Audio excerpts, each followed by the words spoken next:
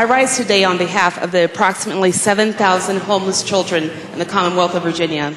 And I use the word approximately because it's hard to determine the exact number. We take account at a point in time. At a point in time, volunteers go out into the woods of Virginia and into shelters and to hotels to count the number of homeless heads.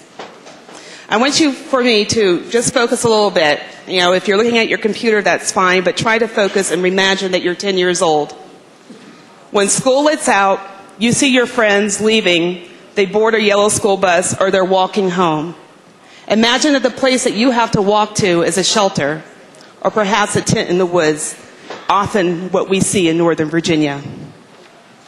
Think tonight when you leave the General Assembly building in your office and you're walking to the car and the chill hits your bone. Do you find comfort because you have relief that, eventually you'll get to your car and there will be a heater, or you'll be in your apartment building or a hotel room where it's warm? So for some Virginians, the chill will never leave their bones. The reality is there's approximately 7,000 children without homes. That means there's perhaps about 15,000 homeless Virginians. Mr. Speaker, standing before you as a delegate who has been homeless, I know what it's like to leave school and see your friends go home and you go to a shelter. But I also know at that time that I was homeless, we had a state who cared about homeless children. Let me tell you, it's a feeling like no other. It's a feeling of not belonging, perpetual loss, and not understanding why some people get to go home where it's warm and why you and perhaps others don't. It should come to no surprise to any of us that because of a lack of shelter and stability, children are twice as likely to be sick, twice as likely not to finish school, and 4 times likely to be developmentally disabled and have delayed development. It's estimated that approximately half of our homeless children are individuals under 5 years old. I'm talking about the future of Virginia. Yesterday, we received a letter from our governor outlining cost savings and proposals. He proposed eliminating one-time expanded TANF spending for homeless assistance and prevention and reducing funding for homeless programs by $6 million. Now, I'm not here to stand and criticize our current governor because there are hard choices to make. And I can even say that our previous governor had some difficulty in balancing the budget and looking at the issue of homelessness and poverty because he zeroed out TANF funding in the fiscal year 2012. But we have work to do and a serious consideration to take into our minds.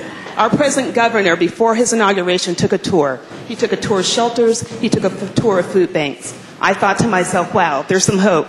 This is a governor who starts his administration by looking at the poorest of us and finding, is there a way that there can be help?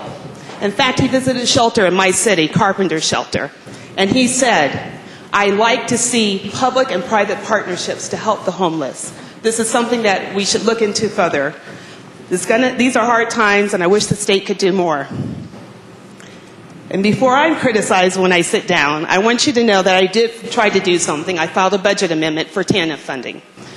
We have a surplus of TANF funds, in my understanding, and we've only drawn down $5 million. Certainly, I agree with our governor, and I think any governor, Democrat or Republican, the best defense to homelessness and poverty is jobs and businesses. I filed a business bill. I have a degree in economics, and I get it. The best defense is jobs. But I also get one harsh reality that we must always think about.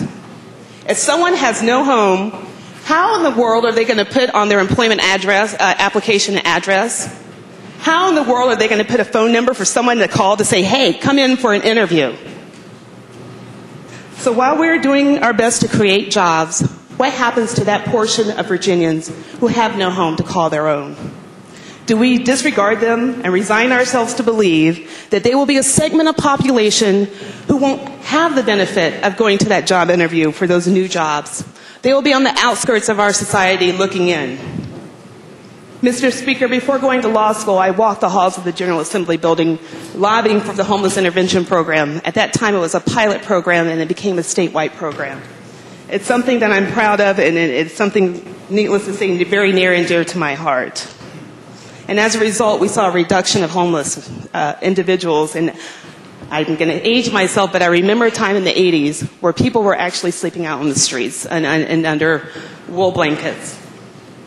And I fear if we do not show some compassion in our budget, and as my dear friend from Alexandria said, is a moral document, we're going to see that again. We have the opportunity. Our governor has given us some proposals, and I'm not sure if anything's been printed or not. All I know is that we have a little bit less than 72 hours before we see our proposed budget. Perhaps we have time to make it clear to our children whether they have a roof over their head and they're college bound next year, or they're in tent in the woods and struggling to stay in an elementary school. Their future matters to us. The way I see it, it's in our hands. The choice is ours, but the future should be theirs.